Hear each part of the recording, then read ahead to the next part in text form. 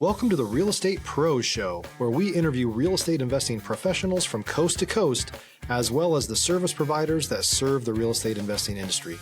Our goal is simple: share what's working now to help you improve and scale your business to the next level and meet the pros that can help you get there. Real Estate Pros is powered by Investor Fuel, America's leader in helping real estate investors and professionals build the business you need to live the life you've always dreamed of. Let's start today's show.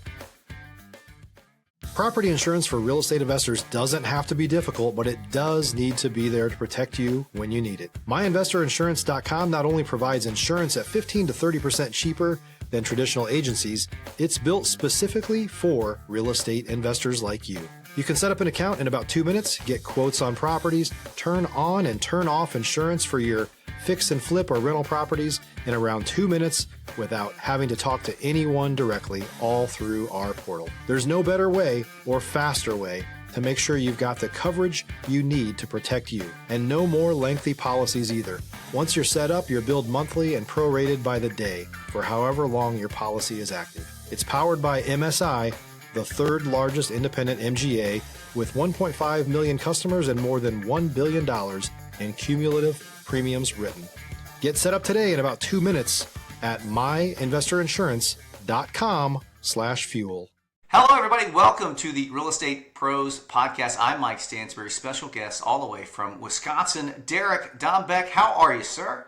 Oh, so tickled to be here, Mike. Tickled to be here. Tickled. That's excellent. Well, Derek, got to pay the bills real quick. I want to let everybody know about Investor Fuel. They are the sponsors of the Real Estate Pros Podcast at Investor Fuel.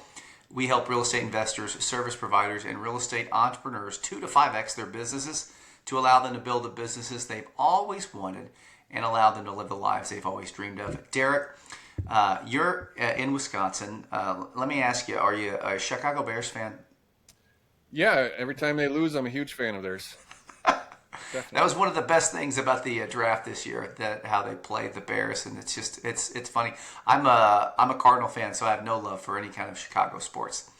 But Derek, you're in real estate in Wisconsin. Let me ask you this: when did the yellow brick road start for you in real estate? Were you doing something beforehand, and you were like, "Hey, I'm enticed by this"? How did it all happen? The yellow brick road had some potholes along the way, but it started back in 2003, and I was in my early to mid 20s.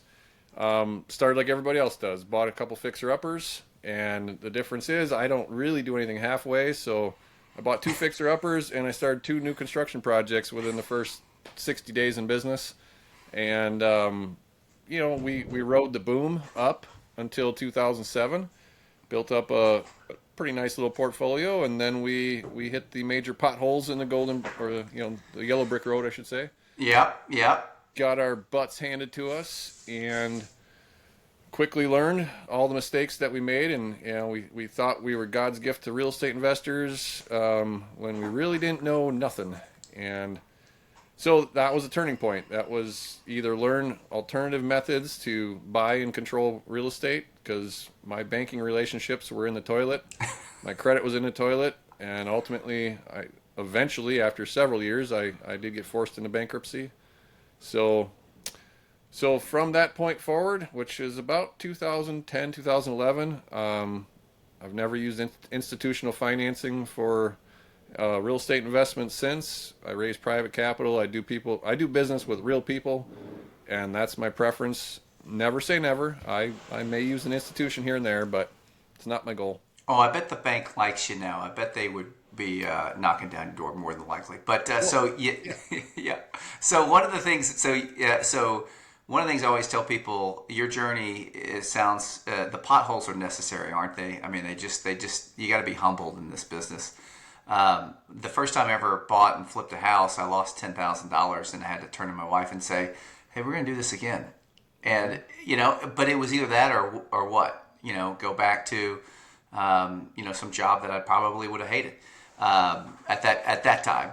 So 2011, 2012. So have you been consistently doing the same thing since then, or kind of what else have you got into as far as real estate is concerned. Stop living on an island and join the #1 mastermind in America for professional real estate investors.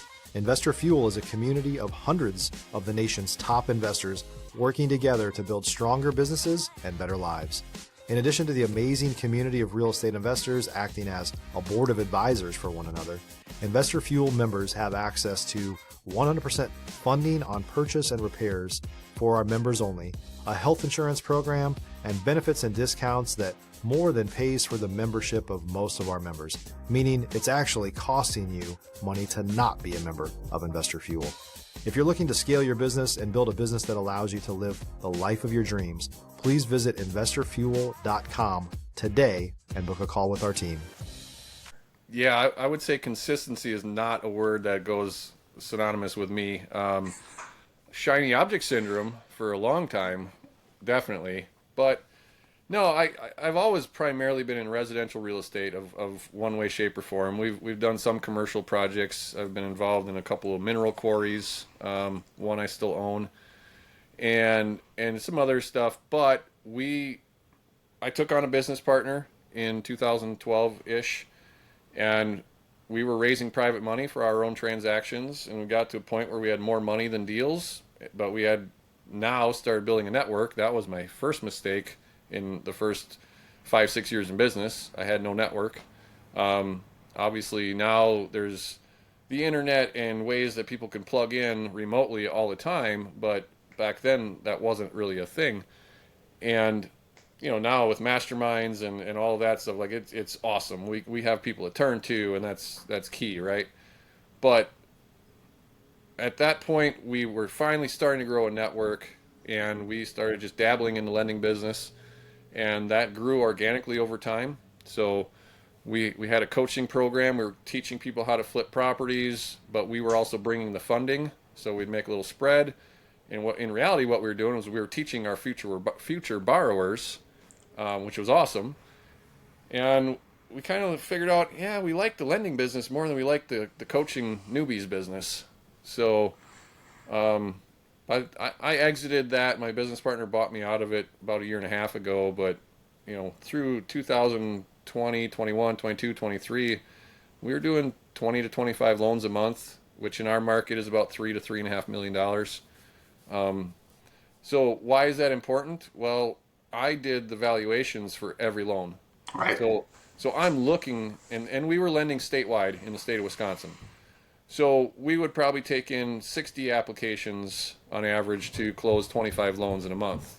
But I'm vetting 60 deals, doing the comps, looking over everything every month across the entire state. So you want to keep your finger on the pulse of the market. That's a great way to do it. And you don't have to be a lender to do it, but watching average days on market and seeing all the little sub pockets of investor activity versus homeowner activity, and then along the way we started our own mastermind.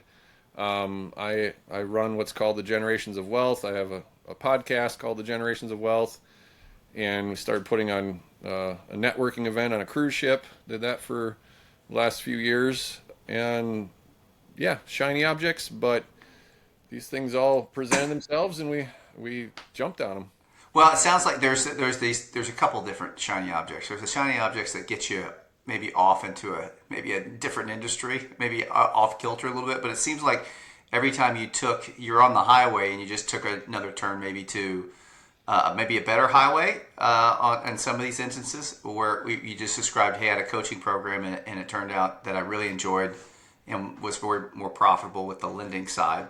And now you're doing the mastermind. So tell me about Generations of Wealth. What is it? I can understand it just by the name of it, but what does it mean to you? What does it mean to the people that are in that mastermind? How is it helping them? Yeah, so the Generations of Wealth, that platform, it's really about not just money, right? You want to have generational wealth in health and relationship and finances and just all encompassing. And all of that comes down to having a clear vision. So my tagline is live your vision, love your life. And that's something I was introduced to about, probably 10 years ago, because I was like every other entrepreneur out there that was working 7 days a week, thinking, well, someday I'll get to enjoy all this. Right. But, someday doesn't always come. And so what I do, like as far as the podcast, I interview people from all over the country in mostly real estate, but I bring in other genres as well. And it's an incredible way to have a different perspective. And then our masterminds themselves, I mean, they're peer-to-peer, meaning it's small group. We go and rent a really nice house, usually somewhere warm and tropical, and not Wisconsin. Well, Wisconsin in July maybe on a Tuesday. Yeah, gotcha. But it's peer to peer, right? Like everybody's got their time in the hot seat, and it can be health, wealth, business, relationship, doesn't matter, and everybody's pouring into them, and the secret sauce is that we're all staying together for several days. So there's no downtime like when you go to a hotel mastermind, which I was just at one 3 days ago, and it's awesome. But people can kind of escape, right? You have dinner together, but then everybody can escape. And when you're under the same roof for a few days, it's very, very exciting and interesting to watch the dynamics and the little conversations going on all over the place.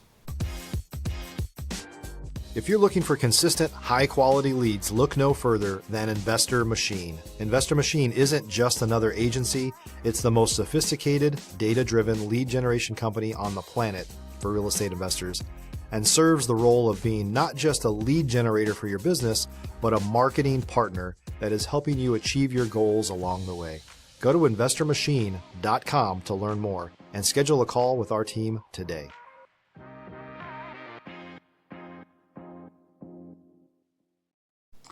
It's interesting. I have that same type of experience whenever I'm at a mastermind. I get a lot out of the program, but I get more out of the relationships afterward. And so there's always a smaller group of people. If it's in a large mastermind, it seems like yours is, hey, we start small, peer-to-peer, and that connective tissue of those relationships, because we're all in the same place, is fortified.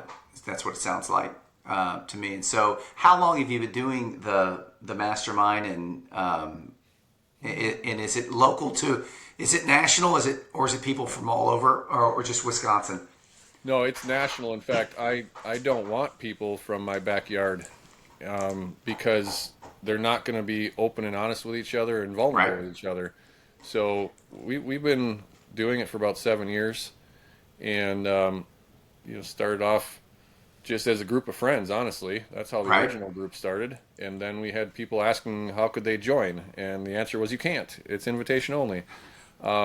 So it's not really designed to be some big money-making venture. It's designed to grow solid relationships and network with incredible people. So, but to answer your question directly, no, I don't feel a local mastermind gives you the same results. Not that it's not important, right? Area meetings and having certainly there, but the depth that we go is you're all in. I mean, if you're holding back, you're only hurting yourself, and that just doesn't work real well when you're dealing with your neighbors. So you're coaching and mentoring people in those masterminds. Is there a coach or mentor that has had a big effect on how you operate your life, or what does that look like? Who are the big influences in Derek's life? I've had a lot of them over the years, specifically on the education side and the creative deal structuring, which I love so much. Peter Fortunato, Dykes Bodford, Bill Cook, these guys are all part of my network. Dykes passed away this last year. If you're a new or newer real estate investor looking to launch or grow your real estate investing business, please check out Investor Fuel Club. It's a coaching community, but unlike anything you've ever seen before. And you can actually partner with members of our mastermind from coast to coast on deals right in your market. There's no better opportunity to build a consistent business than to literally partner with pros to help you avoid costly mistakes, avoid the need for capital to do deals, and help you eliminate your fears as you're starting your business. Learn more about Investor Fuel Club at investorfuel.com/club. If anybody knows him, he's an incredible man. And that's actually part of how we came up with the name Generations of Wealth, because those three guys used to put on a cruise called the Captains of the Deal Cruise. And when they decided to no longer host it, they voluntold me and my wife that we were taking it over. So it was one generation handing it to the next generation, and that was part of how we came up with the name.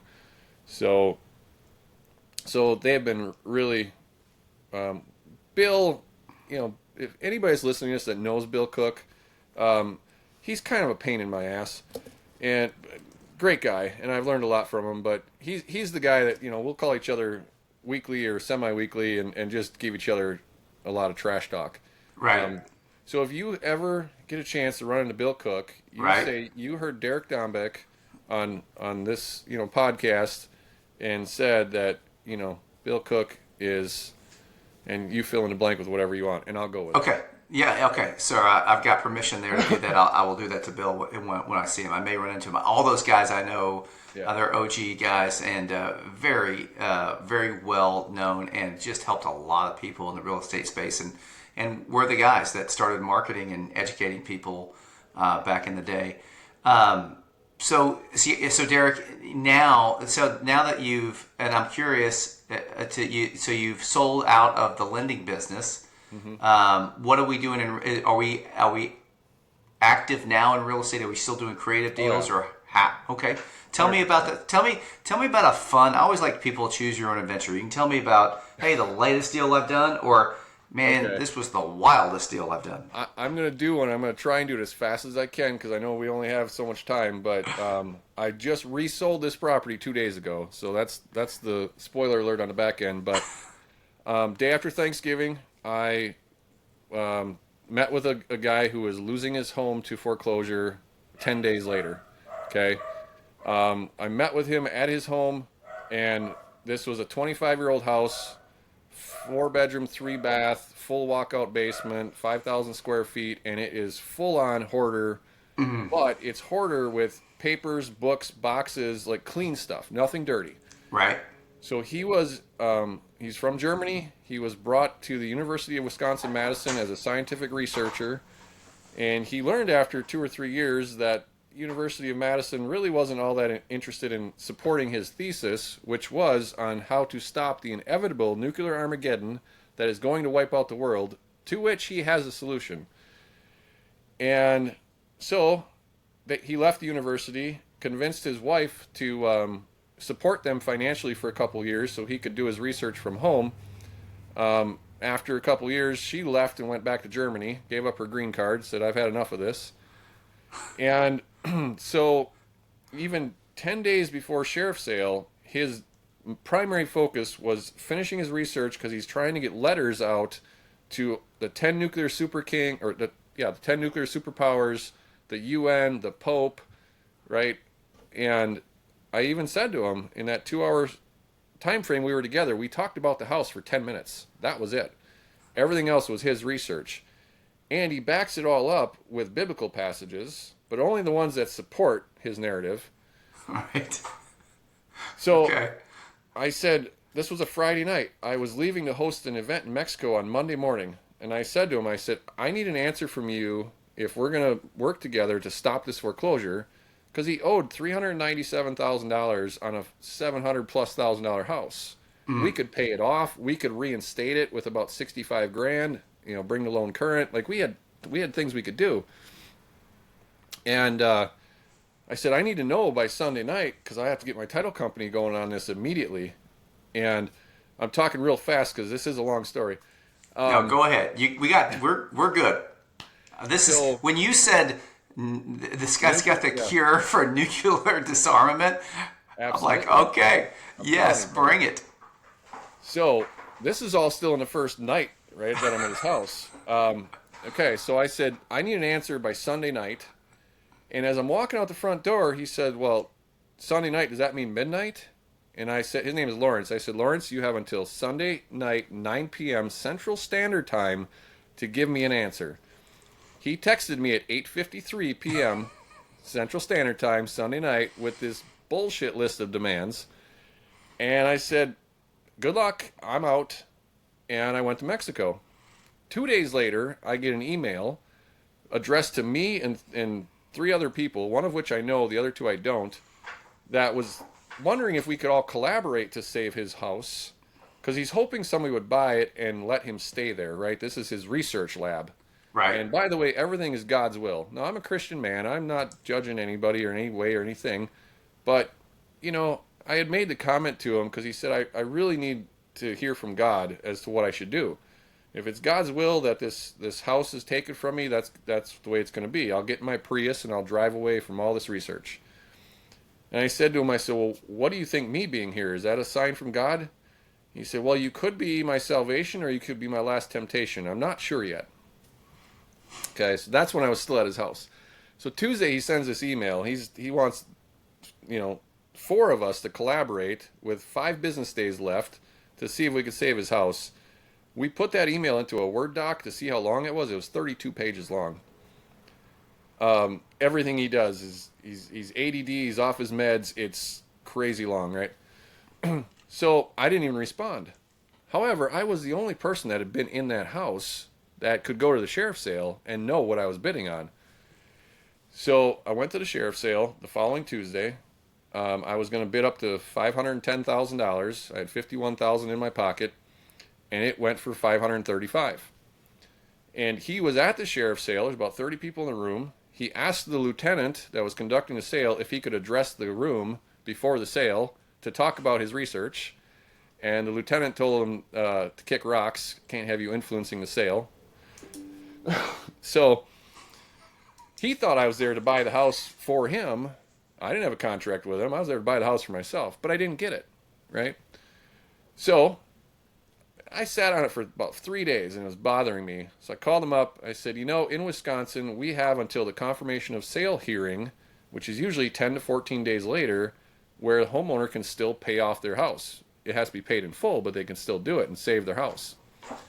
So Lawrence and I went under contract, and I bought the house for $500,000, and he was only getting about $20,000 of proceeds at closing and carried back a note for the remainder balance of his proceeds, which was $71,000 at 0% interest until I resell the house. Okay? Why did I do that? Because I also gave him until February 28th to finish his research, move out, all that stuff. And I also gave him an option to buy the house back for me until February 28th for an upsell, of course, because he really felt like once the Nuclear Kings got his information, they would shower him with money for his research and he could buy his house back and save it. And of course, I was all for that. If you can do that and save all of us, perfect. I love that. And well, let me interrupt. I want to just because I'm curious. Did he have?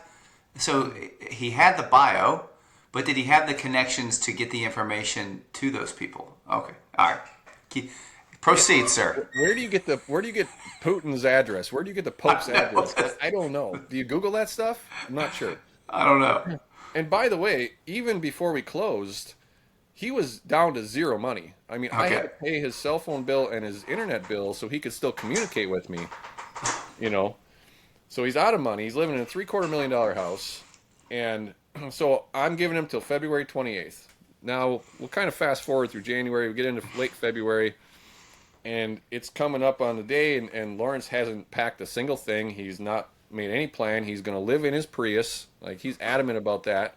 Because it's in Revelations something about living on a soldier's rations, and he literally makes his own bread and lives on bread and Monster Energy. Seriously. So we got to February 27th. I was there because this house is 130 miles from where I live, and so I'm down there, and I'm like, okay, Lawrence, you got till midnight Friday night. And he's like, I can't stop. I'm just about done with these letters. I'm on a marathon. I've got to get this done. It's God's will. It's God's will, right? So I said, all right, I'm ordering the dumpsters. And February 28th, 5 o'clock that night, he offered me the full $71,000 from that note that I owe him to give him a 30-day extension. And I said no, because I would just be enabling him, and he would then be broke and homeless. Right. Right. But I did tell him, I said, listen, I'm gone for a week. I'm hosting an event in Dominican Republic, and I'll give you that 7 days to move your stuff, but you can't slow down progress. So we have to get enough moved out so my painters can start, because this is literally a paint and carpet. That's all this thing is. All of it. Wow. I mean, get all of his stuff out, which is probably like 4 40-yard dumpsters. Yeah. But now if he's going to go rent a truck and get storage units, the more he moves, the less I got to pay to get rid of. Right. Right. Give him that week. Right. Right. Yeah. So I had somebody open the door in the morning, lock it up at night, because I'm not going to let him stay there, because then I'd have to evict him if he squatted. Well, in that 7 days, I'm telling you, Mike, he didn't hardly move anything. Because he's so ADD, he picks up a piece of paper, he's lost for 15 minutes. And I came back from Dominican Republic, and I said, well, you tried, great, time for you to get out of the way. And he said, Derek, he said, I really feel like I'm obligated to preserve this research material. Is there any way that you will give me more time? And I said, as long as you're not holding up my project. And at this point, all he really had was the basement, which was full, right? But there was a walkout, so he didn't have to come through the main house. He could walk out the backyard and carry his stuff around. So I said, what are you offering me? He said, I'll give you $2,000 a day off what you owe me to let me keep going. So I drafted up a modification of our note. He signed it, and 16 days it took him to move that stuff out. So $32,000 off the 71 I owed him. My total rehab cost, Mike, was $26,000. Okay. So even paying interest on my private money. So we net. I just had the paper in front of me. $134,023 on the sale of that property 2 days ago. Well, I tell you what, that's probably top 5 that I've ever heard. I've got my own. Wait, can I finish? Yeah. Can I finish? No, absolutely. Let me get out of your way. I got a phone call yesterday that he scared the crap out of the new owner, who's a single woman. Oh no! Because he went to see if there's any mail in the mailbox, and then knocked on the door, introduced himself, and started talking to her about his research. And this is a 57-year-old, really scrawny German guy living in his car. So I had to have a little conversation with Lawrence yesterday. But okay, I'll quit now. That is, and so obviously we don't have the answer to nuclear disarmament. We don't know what that is. We don't know what the solution is because he doesn't know it either. That's an all-timer. That is an all-timer. So still doing creative deals, still in the game, and still helping people, coaching people. Derek, where can people find out more about you, your mastermind, and what you're doing now? You look like you're in an RV right now. Are you traveling? What are we doing? Yeah. I spend a little time RVing. So normally I'm in my studio and I got my backdrop and all my logos and everything else. But I got to tell you, the platform you use wouldn't even let me blur my background. So I just sorry about that. Hey, it looks great. I'm excited about it. But there's a couple really simple ways. DerekDombeck.com. That'll take you and link you up to all kinds of different stuff. The podcast is called The Generations of Wealth, and it's thegenerationsofwealth.com. But that's also found on Spotify and all the other common platforms for podcasts. And we're just we love networking. We love giving back. If there's any listeners listening to this and you've got some kind of a possible creative deal, and if you give me 30 seconds, I'll define what I consider creative.